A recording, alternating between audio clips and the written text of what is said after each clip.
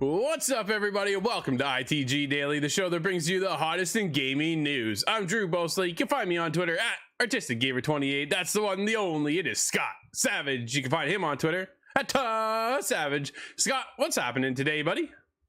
Oh, I'm a little burnt out from last night on a bunch of different puzzle games. Had a lot of fun. We were just talking about Hue. Yeah, dude, did you find out how old that game is? No, I haven't looked at that yet. I thought it was newer. No, not at all. Let me see. The graphics don't give away any sort of indication. Well, no, absolutely not. 2016. Oh, okay. That's much newer than I thought it was. Yeah, I was thinking a lot older than that too. Huh, weird. The bouncing between that, Piku Niku, and Contrast. Pika what? It's a weird one. You wouldn't understand. Yeah, dude, I didn't catch that one at all. But people can catch us over on twitch.tv/the official ITG at 11 a.m. Eastern, as well as YouTube at ITG Review Live. You can catch us there at ITG Reviews. Scott, that's a plural for some reason. And if you can't catch us live, hit us up later inside the game.ca podcast services and TV streaming networks around the globe. Dude, coming up on today's show, it's been years. We've seen old games and a demo disc, Scott, but it looks like PlayStation is bringing back demos. We're going to be checking that out. Pokémon developers look to move to a 4-day work week, and Crytek just wants to work from home. So let's get into it, buddy. Are you ready? It is quite comfortable, isn't it? It certainly is, I'll be honest. Game trials will require some games on PlayStation Store now. They'll be required. Dude, this is a unique one. Jeffrey Russo over at GamesIndustry.biz. Sony has issued a new policy which states that titles $34 or higher must include limited game trials and a minimum run of 2 hours. As reported by game developer, the platform holder has begun communicating the update with creators. A game trial allows consumers to experience the full game, but it's only playable for a certain period of time. Game creators will have a period of up to 3 months following a title's launch to also release a game trial on the PlayStation Store. Game developers report also said that this new policy may present a problem for smaller studios. Larger AAA companies will likely have resources readily available to meet these requirements, whereas mid to smaller tier companies may struggle. Scott, did you ever think we'd have the game demo return? Oh, not since a long time now. I've been thinking about that because I saw Outpost Kaloki come up on Game Pass, and I only know about that game because of a 360 demo disc way back in the day, and an arcade compilation disc. Sure. There was a lot of fun stuff you get in magazines back in the day. Remember that? Oh, yeah, dude, that's how I got all my demo discs. Yo, what's up, your Doom guide? What's happening, Nate? Yeah, it's... Man, oh man! I miss Electronic Gaming Monthly. That's the one I used to watch. EGM? As a kid. Yeah, for sure. Dude, I had PC Gamer too. Was always dropping demo discs and stuff like that. My friend had Nintendo Power, and I was always so jealous. Well, so they raised an interesting point though, Scott. For a smaller team, like an indie team, your resources are already tapped out, right? You're already going to the max, to the limit to get your game done as it is. If you release now, I wonder how many new titles then moving forward. Like, let's take a look. Prime example, Hood Outlaws and Legends, right? Launched at $40 when that game was released. Oh, yeah. They're $6 above this cutoff mark. Now, because of that $6, do you go, I ain't doing that. $33 for our game. And that way you don't have to get a demo, right? Or yeah, we'll see the prices change from $34.99 to $33.99 as a result of this. Yeah, I'm definitely curious. Now, I know I was speaking with my brother about this, and dude, he's pumped. He says this is great, you know, because when you get into like Spider-Man, now granted, Spider-Man I think is pretty easy to say. That's a good game. Yeah, that's a safe one. But there are other games that drop, right? You're like, man, I don't know if I can spend $80 on this one. What if I get into it and I don't like it, right? Now you have 2 hours to test out the waters. What's that? I was just thinking, is there a demo that succeeded for you, and is there a demo that failed? Because for myself, it was Condemned Criminal Origins back on 360. Okay, I played the demo for that over and over and over again, terrified my friend and I, until I bought the game because I loved it. But then on the other side, you have Anthem, where they offered a 10-hour trial through Yeah. EA, but I only needed 2 really. Well, well, that's funny because I haven't touched it since. I went in and I purchased the EA Play Access, whatever, the early access, so I can get in on Anthem because I was so excited for Anthem, right? Got in, I had a great time, instantly pre-ordered the game. Instantly. Okay. I had a blast playing it. In the end, it is, you play the campaign, and that was where it kind of ended, right? That was the biggest problem. Again, we talk about live service games this week on the show, so make sure you check that out because we got one heck of a discussion. But that was the staple in the end of that game because of, dude, it was just the lack of content. But if you get into some of these games, like you say though, right, you were 2 hours in, you're like, nah, not for me. It gives you the ability to save that $80 jumping into the future of maybe this game isn't for you, kind of thing. That's what my brother's so excited about. The only thing that's changed for me because of Anthem, the only thing that lasts in my mind is that I refer to any sort of hub city as Fort Tarsus. Yeah, we're going on Back for Blood. That's Fort Tarsus. Well, yeah, it is, right? Absolutely. Nate goes, trials should be especially a thing. If it's empty. Steam does it. Why doesn't everyone else? That's a good point. Xbox doesn't need to because they have Game Pass, right? I think that's their leading point right there. Is, well, we have Game Pass. Just download the game. You can have the whole game, not just 2 hours, right? Where PlayStation the latest I've seen somewhere is else. That's not free because you're paying for it as a subscription. You're paying for a service, yeah. No, absolutely. But okay, so even when we get into the new PlayStation subscription model, right? When that starts dropping, we talked about it yesterday in the show. It's still sitting at what is it, like $14, $13, and then goes all the way up per month up to like $60-$70. Like I think the full package for the year was $140. I want to recall off the top of my head. So, yeah, maybe around 160, I think. But this is where you get access to these trials, and I wonder if this is just going to become now a standard across PlayStation altogether. Is that, hey, if you want a game that's going to be a AAA experience or above the $30 mark, because you get into indie studios now, man, like an indie studio's changed in scope and concept as the years have progressed on, right? Like you get into some of these studios and they're a small studio, but they're pumping out some incredible games that don't feel like, when everybody mentioned indie, you're thinking maybe a team of 6 people and then a game for like 4 hours, right? You know what I mean? No. Nowadays we see Bright Memory Infinite for an 8-hour campaign produced by one person. That's what I mean. Like nowadays, that the whole concept and everything has really changed. And I think moving forward too, with the power of Unreal Engine 5, it's really going to change the scope of how we look at indies moving forward. But dude, where do they price their game now is going to be determined. Do you go with Xbox and go, we'll skip the trial altogether because we don't have the resources to invest within this. But dude, imagine getting the next God of War game as a trial for 2 hours. God of War Ragnarok launches apparently this year, right? And you get a 2-hour trial. If you've never played God of War, first of all, play the 2018 game. You need to play that. Everybody should just play that game. It was incredible. That as well. Right? But dude, can you imagine, like, moving forward now, every PlayStation title that launches is going to have a 2-hour trial. It's not a bad deal, especially if you're kind of on the fence whether or not you like it, right? Maybe you don't like Sackboy and you don't want the next Sackboy adventure, but you test it out for 2 hours. Actually, this is pretty cool. Next thing you know, you purchase that game. So there's things behind this, but they have a valid point where you have a smaller team who's going to come in and go, man, I don't know if I can get on here because we don't have the manpower or the time and resources to invest into a 2-hour demo of the game.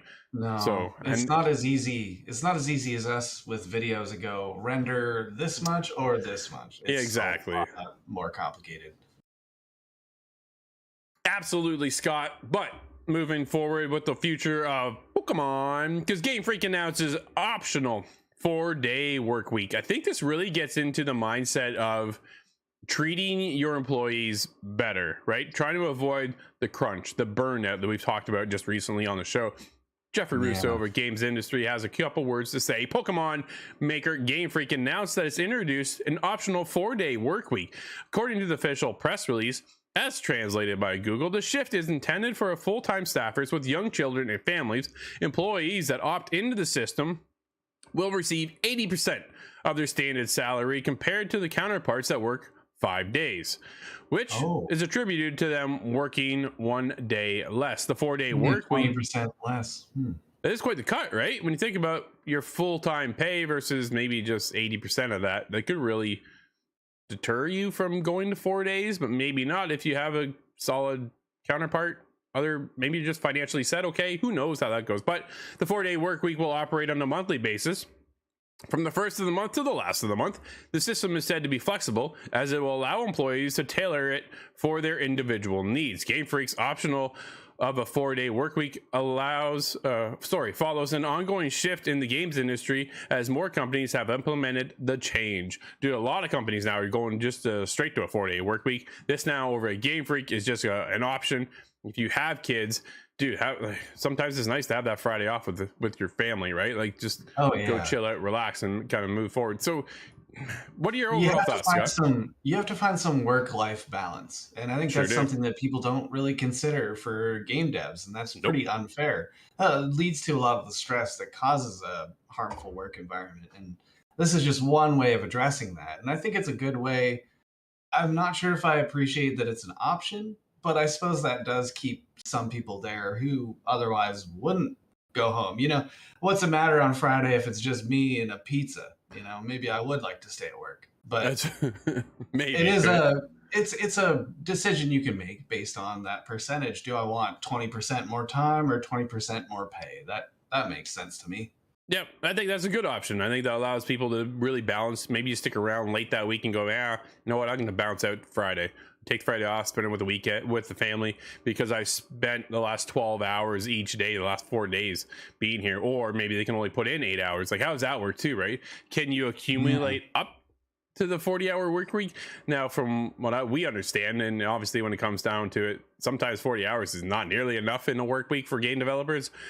But moving forward, I'm definitely curious to see what the Game Freak situation lies up to be, because I'm a little bit worried. I'm hoping it doesn't split their dev team into two, where it's team A takes every weekend off and team B gets stuck with all the crunch. I don't see that happening, but yeah, you never quite know, right? Like, there's definitely going to be some management coordination going on here. But we'll see. They could just go the way of Crytek and they'll just adopt a permanent remote work option, Scott, from home. 80% of Crysis developer staff now work from home. It comes from James Batchelor over at gamesindustry.biz. Crytek is the latest games company to offer remote working as a permanent option for employees who prefer it. Dude, that's a fantastic option. The company has drawn on lessons learned from time spent working at home since the beginning of the coronavirus pandemic, reporting that work on Hunt Showdown and the upcoming Crysis 4 remain on track during lockdown, with both products said to be in line with Crytek's production schedule from before the pandemic. The company has been speaking to employees about how it operates in the future and promised remote working will remain an option for both current and future staff whose roles qualifies. I wonder how do you specify who qualifies and who doesn't? Employees also have the option of working in Crytek's offices in Frankfurt, Germany, and Istanbul, Turkey, either on a full-time or part-time basis to suit their needs. That's cool. We talked to our good buddy Kyle, and he's got the complete option too, to work from home, or he goes to work at the office, and it's kind of up to him, right? But I think the biggest thing now, Scott, moving forward, is that a lot of people have learned through the pandemic that the ability to work from home is absolutely a viable option now.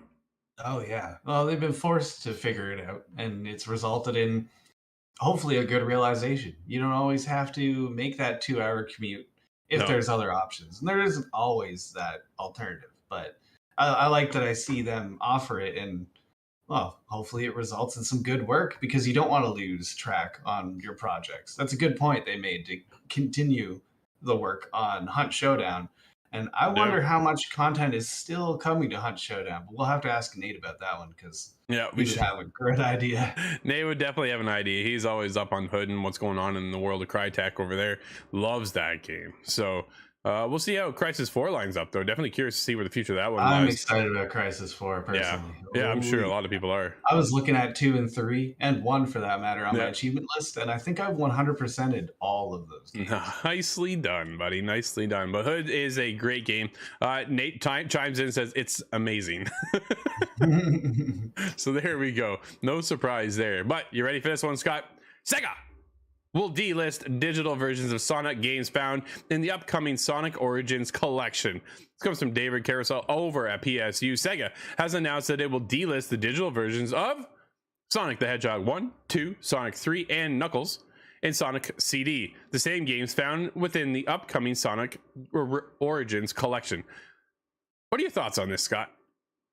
Well, it makes sense, but I wonder. Well, it makes sense in terms of selling it, because if you're going to sell the new package product, then you don't want people buying the wrong one, perhaps. But at the same time, it's kind of silly to make that mistake. And what if I already owned the digital versions? Are they still supported? Are they pulled? I don't believe they need a server access, so I'd be quite surprised if I was locked out. And I wonder where this takes place on. Is this, I own some of them on Xbox, are those safe?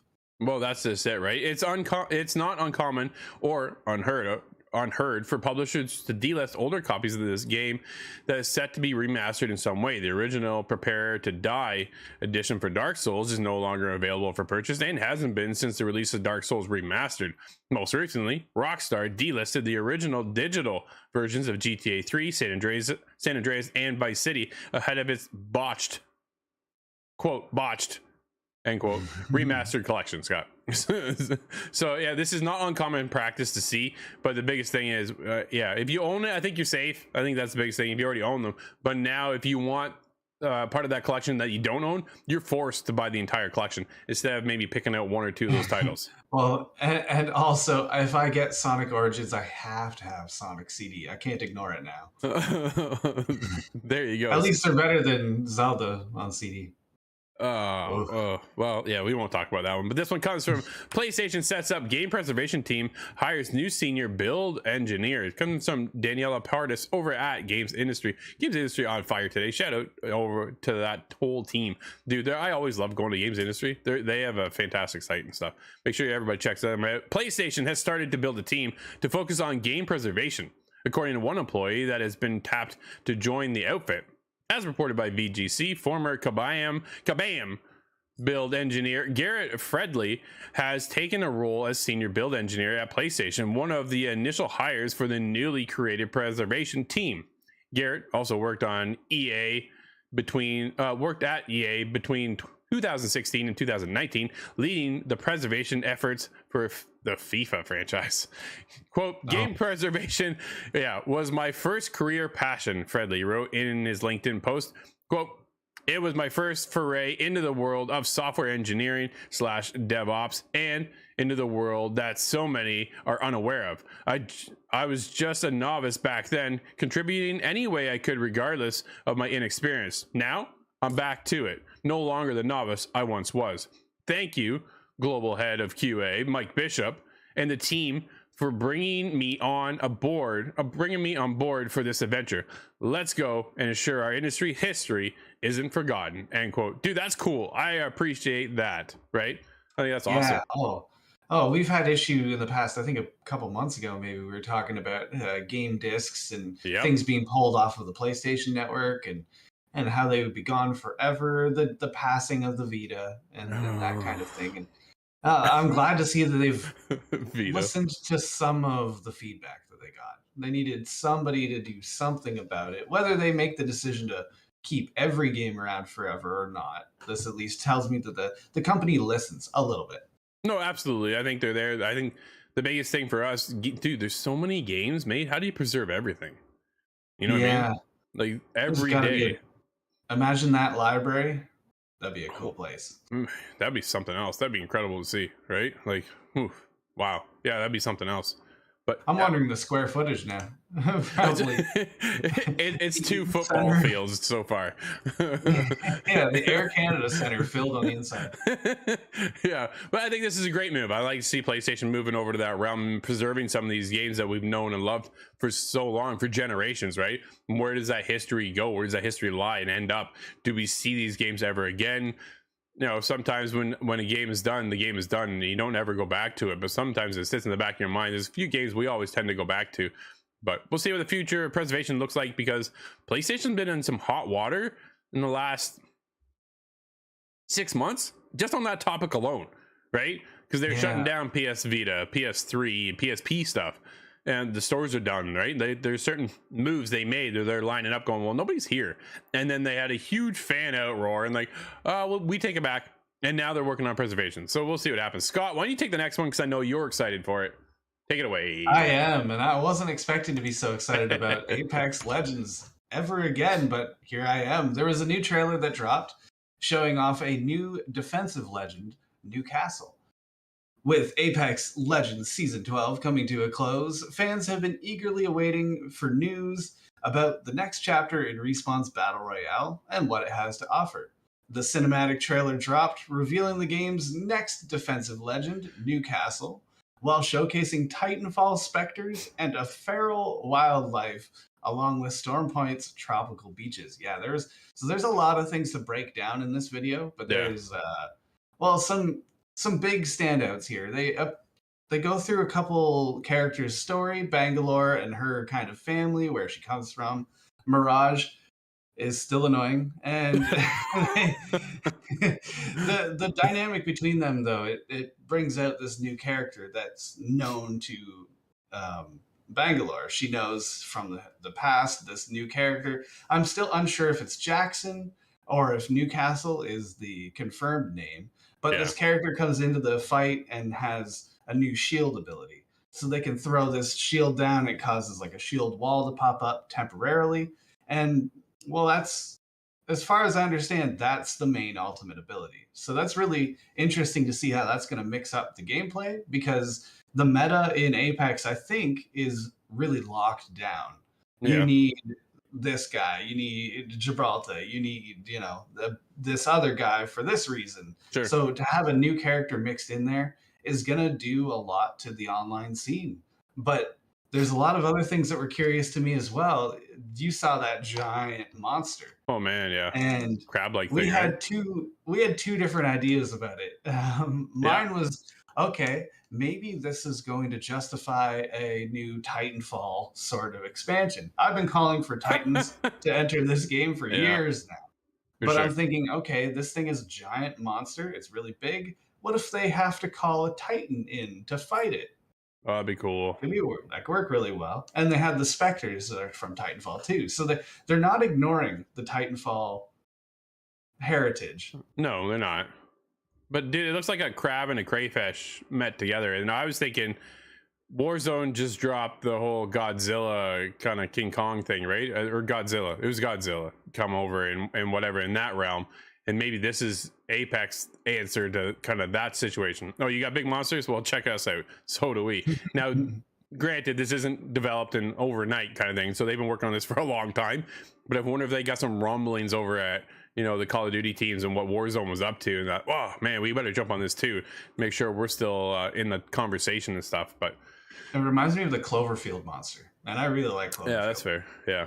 Dude, we do have a couple games out today. Oh, I want to talk about one more topic. I can't do it, man. All right. What do we have out today, Scott? You're not going to hit us with the auctioneer voice? No, I can't do it. I can't talk that fast. I don't know how those guys do that. I can talk, but man, I cannot talk that fast. What do we have today, dude? We have the Stanley Parable. Still not sure how to say that. Parabola is in my head from high school. The Stanley Parable Ultra Deluxe is on PlayStation 4, 5, Xbox One, XS, Switch, and PC. There you go. And we have Vampire the Masquerade Blood Hunt is available now on PlayStation 5 and PC. Are you going to jump into that one? It's free to play, everybody. That's the biggest thing to take away from that is actually it's free to play. Oh, yeah. No, I like the idea of a vampire kind of battle royale, and I'm looking for something new in terms of battle royale. So I'm definitely curious enough to check it. It's fast paced, so I'm kind of curious to see if I can keep up or not, right? Like I'm a lot more of a slower paced kind of player. So stealth is more my thing, where that is definitely not a stealth game. No. But that's going to wrap up today's show, everybody. Thank you so much for hanging out with us. This has been ITG Daily, the show that brings you the hottest in gaming news. You can always join us live at 11 a.m. over on twitch.tv/the official ITG, as well as ITG reviews on YouTube. But if you can't join us live, hit us up later. InsideTheGame.ca podcast services and TV streaming networks around the globe. I'm Drew, that's Scott. We'll see everybody tomorrow inside the game.